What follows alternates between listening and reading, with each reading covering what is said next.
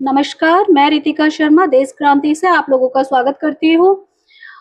अभी हाल फिलहाल में एक मुद्दा सामने आया है जो उन्नाव के सांसद है साक्षी महाराज जी। उन्होंने एक विवादित एक टिप्पणी की है ब्राह्मणों के ऊपर। उसी के विषय में हम लोग यहाँ परशुराम दल के कार्यालय में आए हुए हैं।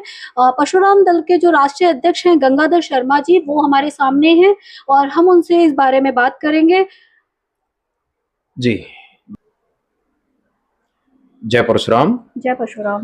देखिए, साक्षी महाराज को वैसे महाराज कहना गलत है, क्योंकि इस तरह की दूषित मानसिकता से जो ग्रस्त हैं उनको महाराज कहना बहुत गलत है। लेकिन जो उसका बयान आया है वो क्या है? वो कहता है कि भाई रामायण में और वेदों के रचयिता कौन है? हम हैं। हमसे मतलब है उनका खुद दलित।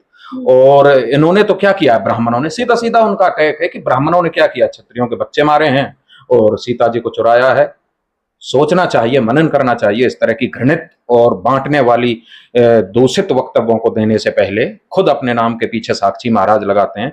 भगवा के नाम पर आपने चुनाव जीते हैं। अगर भगवा के नाम पर नहीं होते तो आपको कोई पहचान भी नहीं पाता। और सनातन के नाम पर चुनाव जीत के और अब वो भेड़िए का रूप सामने आ रहा है कि अब वो 6-7 बार सांसद रह चुके हैं, अब उन्हें जनता से कोई मतलब नहीं है। ये एक दूषित मानसिकता कहते हैं इसको। और मैं कहना चाहूंगा ये जो खुद ज्ञानी बनते हैं अपने आप में कि वेदों को रचयिता कोई नहीं है, ये तो स्वनिर्मित हैं। भगवान ने जब सृष्टि का निर्माण किया था, कुछ वेदों की तरफ भी जाओ आप। जो ये सिर्फ, और चाहे गूगल कर लो, ये मैं कहना चाहूंगा वेदों के रचयिता अगर हैं तो ईश्वर हैं, वेदों का कोई रचनाकार नहीं है।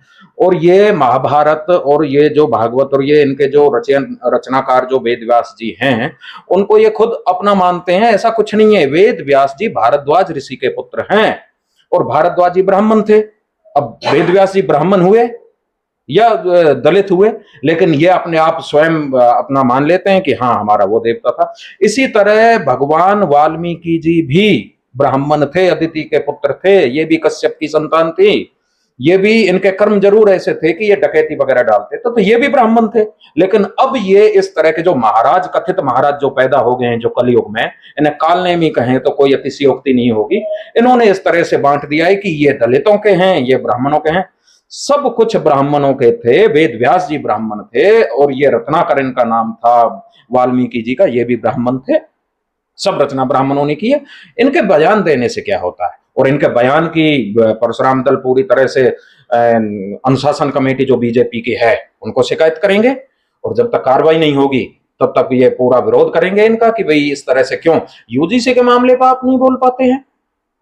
बीजेपी उनको अनुशासन में रखना चाहती है, अपने सांसद और विधायकों को। ब्राह्मणों पर अगर टिप्पणी करने पर आ जाए तो सीधा सीधा बोल लेते हैं। तो इस तरह से नहीं चलेगा। ब्राह्मणों के खिलाफ जो ये अनर्गल प्रणाम करते हैं ये बिल्कुल नहीं चलने देंगे। शिकायत भी करेंगे इसकी। और अगर ये अपने आप को स्वयं तथाकथित ज्ञानी भी मानते हैं तो बिल्कुल आप खुद उन वेदों की तरफ जाइए जहां सब मालूम हो जाएगा कि वेद व्यास जी किसके पुत्र थे, ब्राह्मण थे या कौन थे।